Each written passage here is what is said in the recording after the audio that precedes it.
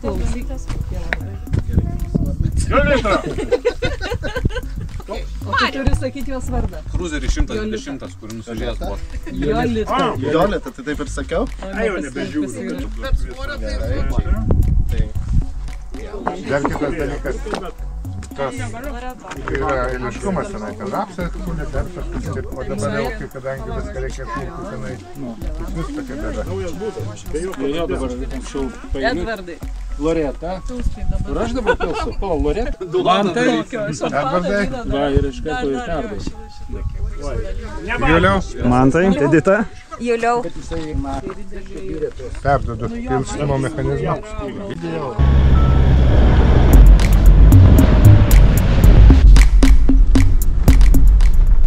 Kas Žemaitijoje nereta, tai sutikom elektrinį piemenį. Aš atkabinau, kas paskutinis važiuos užkabinęs.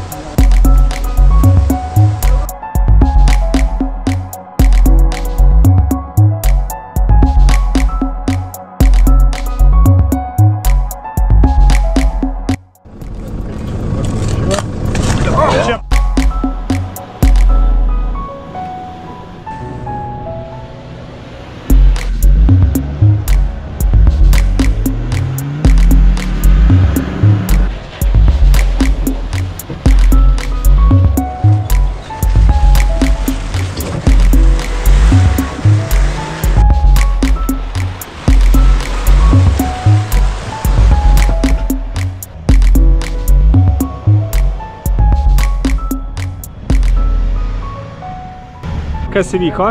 Laisvė. Gerai įvyko. Ade? Su baltom kelnėm. Gerai.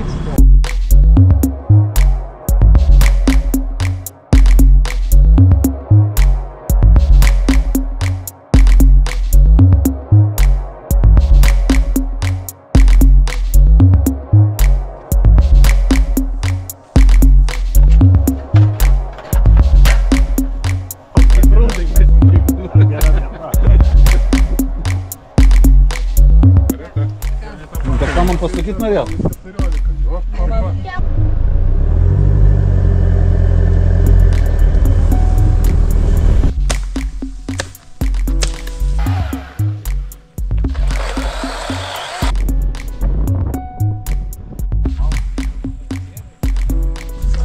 O, matai, samagonšikai ir iš čia vandenį verda.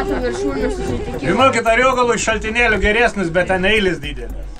Tie parkai, Labanoro, Kurtuvėnų, tokiose įsikūrė vietose, kurias beje suformavo ledynmetis.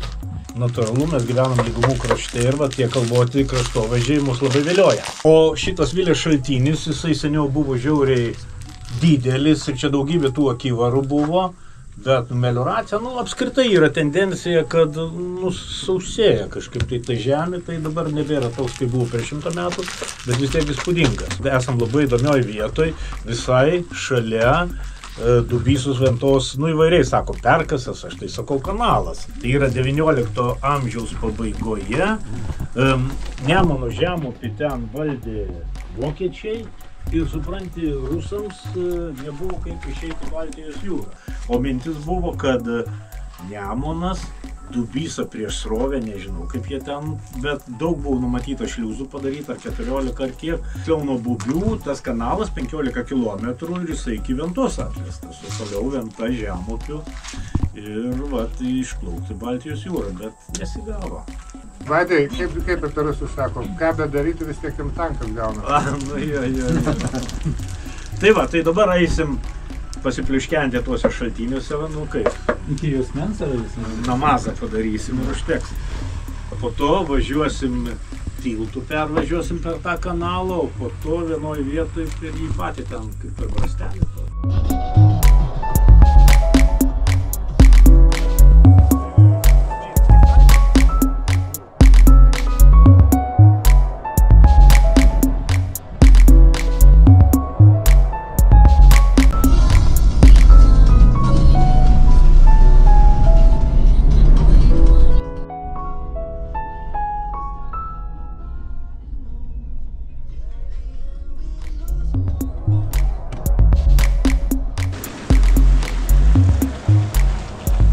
Kas ten vyksta? Čia kažkokių reikalų atsirado panašu. Pasikabinai biškį. Nu jau čia vyrai miškuose kažkokius reikalus tvarko. Kas biškį vyksta. Bet tekinė neįtalpos sokas. Va, kaip dailę nulygina kėlį. O, labas rytas, operatorius atsibudo. Užmigau.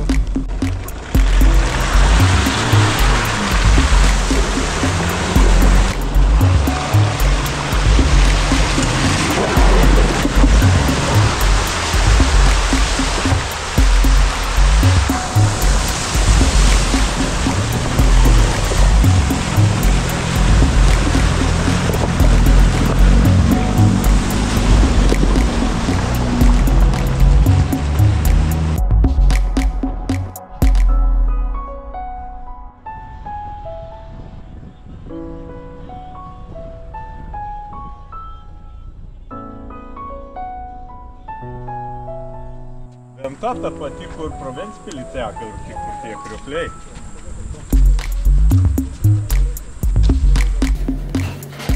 Labą dieną.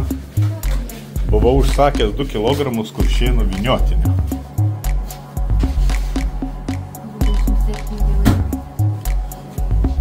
Kaip būt kuršėnuose ir neįsigyt vyniotinio. Čia rytoj pusryčiams. Lekiam pas kompaniją.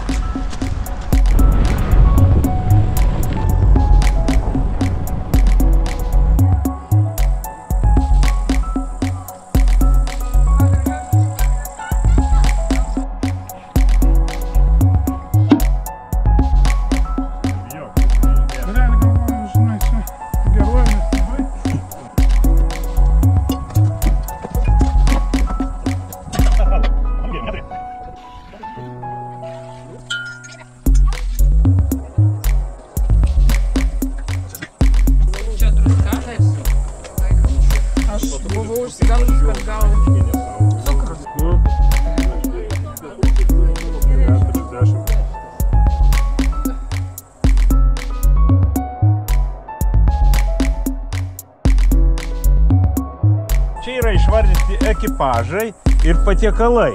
Tai dabar, taip, visą sąrašą. Košė. 1, 2, 3, 4, 5, 6, 7 košės.